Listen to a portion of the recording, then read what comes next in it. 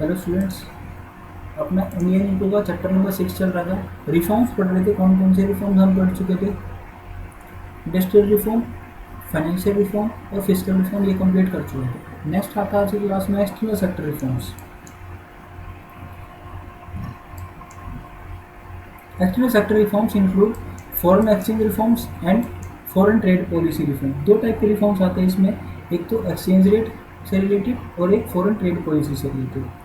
Foreign exchange rate, foreign exchange reform, ठीक है। Foreign exchange का मतलब क्या होता है कि फॉरेन करेंसी में अपनी करेंसी को बदलने के लिए आपने को कितना ज़्यादा पे करना पड़ेगा या कितना उससे ज़्यादा लेना पड़ेगा, ठीक है। तो किसी एक कंट्री के रेफरेंस में होता है ये अमाउंट, इसको देखते हैं। Foreign exchange rate, foreign exchange reform were initiated in 1991 with the devaluation of Indian rupee against foreign currency. अपनी करेंसी की वैल्यू फॉरेन करेंसी से कितनी डाउनग्रेड है या डीवैल्यू है उसकी, वो देखने के लिए फॉरेन एक्सचेंज रिफॉर्म 1991 में एस्टेब्लिश किया गया। Devaluation implies a fall in the value of rupee से यूएस डॉलर और ब्रिटिश पाउंड, ठीक है। यूएस डॉलर और ब्रिटिश पाउंड में कंपैरिजन करके हम किसी भी वैल्यू को क्या निकाल सकते हैं, उसकी डीवैल्यूएशन निकाल सकते हैं। Implying that a US dollar और British pound can be exchange for more rupees than before, ठीक है। तो ज़्यादा रुपीज़ में एक्सचेंज कर सकते हैं जितना पहले हुआ करता था। पहले ये rate 40 rupees Indian rupees is equals to $1 हुआ करता था, ठीक है। आज की डेट में 70 प्लस है, ठीक है। तो अपने पैसे की वैल्यू गिर रही है, यानी डीवैल्यूएशन हो रही है इंडिया के रुपये की। और implying that a US dollar और British pound can buy more goods in Indian market. Indian market में वो दोनों क्या कर सकते हैं, ज़्यादा गुड्स खरीद सकते हैं। This increased the supply of foreign currency into Indian economy by way of higher export of the domestic goods and services। Domestic goods और services की क्या करके higher export करते, ठीक है। Followed by devaluation in 1991, the exchange value of Indian rupee in the international money market or foreign exchange market was left to the free play of the market forces. Market forces पर depend होता है कि किसी भी currency country की कितनी value devaluation हो गया, ज़्यादा वैल्यू होगी उसकी। Presently exchange rate is determined by the forces of supply and demand. Demand और सप्लाई के फोर्सेज के अकॉर्डिंग इसको डिसाइड किया जाता है in the international exchange market. Foreign trade policy underwent a substantial change in the wake of liberalization. Liberalization आने के बाद फॉरेन ट्रेड पॉलिसी में एक चेंज आया। Tariff restrictions have been considerably moderated. Tariff restriction जो थी, जो परसेंटेज थी चार्ज लगाने की, वो मॉडरेट कर देगी। Rather withdrawn from many items of export and import, ठीक है।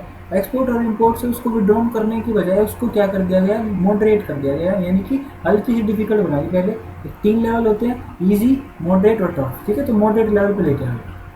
Instead of policy of protection to the domestic industry, now there is the policy of survival of the fittest, ठीक है। पहले पॉलिसी क्या थी, प्रोटेक्शन ऑफ डोमेस्टिक इंडस्ट्रीज, अब policy क्या होगी, सर्वाइवल ऑफ द फिटेस्ट, ठीक है। जो बेस्ट होगा वो सर्वाइव करेगा। Market competition has replaced the policy of quotas and tariff. Quotas and tariff की पॉलिसी को किसने रिप्लेस कर लिया, ठीक है, मार्केट कंपटीशन ने। Efficiency in the is the benchmark of growth, not simply expansion. Expansion ही नहीं, बट एफिशिएंसी को नया बेंचमार्क बनाया गया किस चीज़ के लिए, किसी भी ऑर्गेनाइजेशन की ग्रोथ के लिए, ठीक है। Salient features of trade policy after liberalization, क्या क्या फीचर्स थे। Import quotas have been abolished. Import quota खत्म कर दिया गया। इंपोर्ट लाइसेंसिंग, इंपोर्ट कराने में जो लाइसेंस की रिक्वायरमेंट होती थी, except in case of goods which are non environment friendly and are hazardous has to be abolished, ठीक है। जो ऐसी गुड्स जो हैजार्डियस थी किसी भी देश के इन्वायरमेंट के लिए और नॉन फ्रेंडली थी, उनके ऊपर लाइसेंस की रिक्वायरमेंट हुई, अदरवाइज सबके लिए इंपोर्ट लाइसेंसिंग को अबोलिश कर दिया गया, ठीक है। देयर इज अ मैंडेटरी और देयर इज अ मॉडरेशन और reduction of import duty to enhance competitiveness in the domestic market. Domestic market में कॉम्पिटिशन को बढ़ाने के लिए क्या, मॉडरेशन और रिडक्शन ऑफ इम्पोर्ट को इम्पोर्ट ड्यूटी को क्या रिड्यूस कर दिया गया। मॉडरेशन का मतलब कम करना या पहले टफ की कंडीशन उससे नीचे लेके आना। Easy export duty has been withdrawn to enhance competitiveness of Indian goods in the international market. International market में इंडियन गुड्स की कंपटीशन को बढ़ाने के लिए एक्सपोर्ट ड्यूटी को क्या कर लिया गया, विड्रॉ कर लिया गया। Briefly trade policy after liberalization, ठीक है, अगर एक्सपोर्ट ड्यूटी नहीं होगी तो लोग ज़्यादा एक्सपोर्ट करेंगे ना, एक्सपोर्ट करें तो इंटरनेशनली अपनी इंडियन गुड्स की कम्पिटिटिवनेस बढ़ेगी। Briefly trade policy after liberalization is to facilitate integration of Indian market with the global market with a view to achieving growth through competition rather than protection। ठीक है, growth करनी है किसके through, protection competition के through, ना कि protection के through. ठीक है, don't confuse liberalization with a laissez faire system. ठीक है, लेसिस फेयर सिस्टम क्या होता है, इस सिस्टम में क्या होता है कि गवर्नमेंट का कोई भी इंटरवेंशन नहीं होता, और वे लिबरलाइजेशन में क्या होता है, चीज़ों में कुछ हद तक छूट दे दी जाती है, ना कि कंप्लीट ऊपर से जो किसी का ऑब्जर्वेशनरी पावर होती है जैसे गवर्नमेंट की, वो चीज़ रिमूव नहीं करी जाती। Let us first understand the concept of laissez faire. It refers to a system in which there is no intervention by the state in the functioning of an economy. किसी भी economy functioning में intervention नहीं करी जाती, किसके द्वारा, कोई भी स्टेट उसमें इंटरवेंशन नहीं करता। All decisions relating to allocation of resources and goods and services to be produced are taken by producers on the basis of market forces of supply। Market forces of supply और demand के उनके basis पे क्या decide किया जाता था कि कितना अलोकेशन किया जाएगा रिसोर्सेज का और गुड्स एंड सर्विसेज का, कितनी गुड्स प्रोड्यूस करी जाएंगी, ये सब डिसीजन प्रोड्यूसर लेता था मार्केट फोर्सेज के according. Role of government is restricted just to maintenance of law and order. Law and order को मेंटेन करने के लिए रह गया बस इतना ही।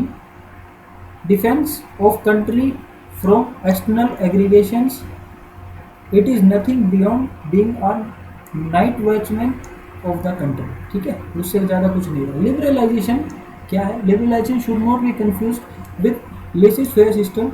Liberalisation only implies a situation where the government allows greater degree of freedom and flexibility to private entrepreneurs in market relating to allocation of resources. ठीक है, उनको फुल आज़ादी देने की बजाय कुछ फ्लेक्सिबिलिटी या फ्रीडम दे दी जाती थी। To illustrate, pursuing the policy of liberalization, the government may abolish licensing registration of the enterprises as an essential requirement। जो essential requirement हुआ करती लाइसेंस लेना और रजिस्ट्रेशन कराना, उसको अबॉलिश कर दिया गया। Likewise, the government may liberalize or abolish limits of production capacity। Production capacity की जो लिमिट लगा रखी थी, कैप लगा रखी थी, उसको रिमूव कर सकते थे, कम कर सकते थे। ठीक है, but all this is in consonance with direct participation of government in production activity. ठीक है, बट ये सब कुछ किसके बेसिस पे होता है, गवर्नमेंट का डायरेक्ट पार्टिसिपेशन के थ्रू होता था। This liberalisation does not exclude government intervention. ठीक है, तो लिबरलाइजेशन में गवर्नमेंट के इंटरवेंशन को दूर नहीं किया जा सकता। It does not rule out the existence of checks and controls by the government. ठीक है, उसके कंट्रोल और चेक्स को कंप्लीटली रिमूव नहीं किया जा सकता। It only implies greater degree of freedom to the private entrepreneurs in deciding their area of economic activity and expanding their scale of production। ठीक है, नेक्स्ट आता है प्राइवेटाइजेशन।